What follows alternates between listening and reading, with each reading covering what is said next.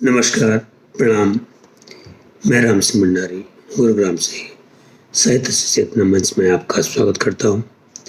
हिंदी पखवाड़ा दिवस के अवसर पर हिंदी साहित्य, हिंदी भाषा और उत्तराखंड का योगदान के विषय में मैं कुछ जानकारी देना चाहता हूँ। 14 सितंबर को हर वर्ष हिंदी दिवस के रूप में मनाया जाता है।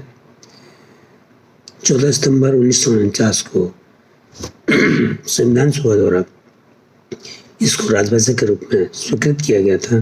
तब से हर वर्ष इस दिन को हिंदी दिवस के रूप में मनाया जा रहा है। परंतु विडंबना ये है कि आज हिंदी को सम्मान नहीं मिला है जो उसको मिलना चाहिए था। आज सरकारी हो या प्राइवेट, गैर सरकारी, हर जगह अंग्रेजी का बोलबाला है। कोई भी सरकारी कामकाज हो, कोई भी कार्य हो, कोई भी सूचना हो, हर जगह अंग्रेजी को प्राथमिकता मिलती जा रही है।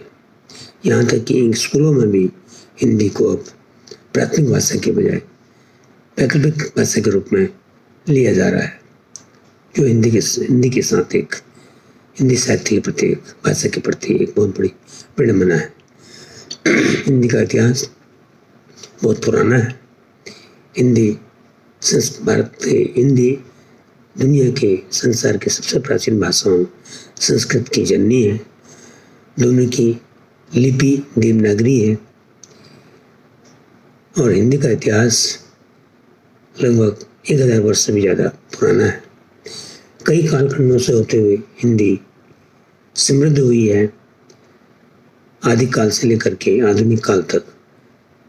चाहे वीर गाथा काल हो, भक्ति काल हो, रीति काल हो, छायावाद हो, इनसे गुजरते हुए, इनसे समृद्ध होती हुई आज हिंदी साहित्य का विकास हुआ है।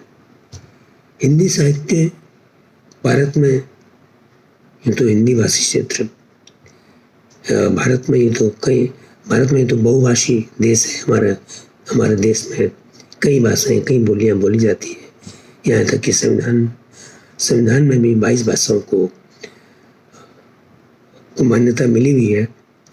लेकिन हमारे देश के 10 राज्य ऐसे हैं जिनको हिंदी भाषी राज्य कहा जाता है। उन्हीं में से उत्तराखंड भी एक प्रमुख राज्य है जो हिंदी भाषी क्षेत्र में, जिसको हिंदी भाषी कहा जाता है। उत्तराखंड का योगदान हिंदी साहित्य को समृद्ध करने में बहुत बड़ा योगदान रहा है। यहाँ के अनेक साहित्यकार जिन्होंने हिंदी साहित्य के सृजन से इतिहास में नाम कमाया है, इसमें सबसे प्रमुख नाम है सुमित्रानंद पंत का, जो एक महान कवि, प्रकृति प्रेमी और सुंदरता के उपासक थे। उन्होंने अपनी काव्य रचनाओं से हिंदी साहित्य को समृद्ध किया।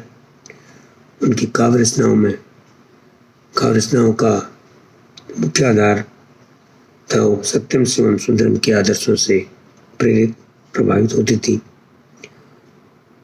उन्होंने अनेक रचनाएं जैसे कि लोकायतन, चिदम्बरा, बूढ़ा चांद आदि की रचना की। भारत सरकार ने उनके इस उपलब्धि पर उन्हें पद्म विभूषण से भी सम्मानित किया है।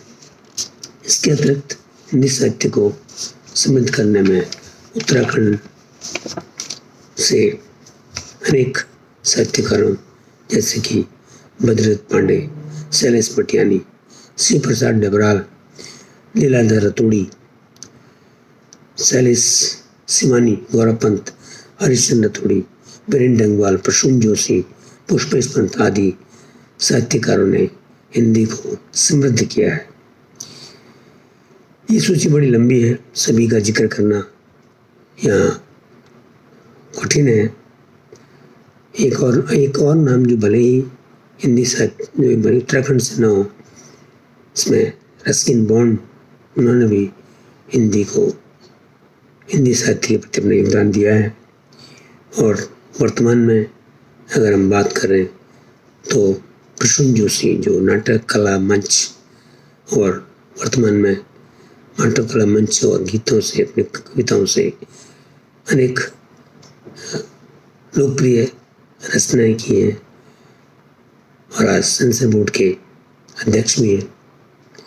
श्री बद्रीनाथ ये साहित्यकार केवल साहित्यकार ही नहीं, इन्होंने स्वतंत्रता आंदोलन के लिए भी बहुत महत्वपूर्ण योगदान किया है। जैसे बद्रीनाथ पांडे जी ने जेल में रहते हुए कुमाऊं का इतिहास नामक एक पुस्तक की रचना की थी। उसी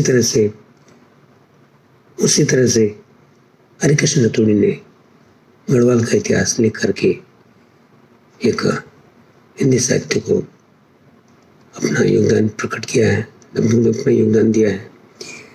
तो इस तरह से अगर हम कहें तो उत्तराखंड ने हिंदी साहित्य को समृद्ध करने में अपना अमिट योगदान दिया है और आगे भी ये योगदान मिलता रहेगा, इसकी हम कामना करते हैं।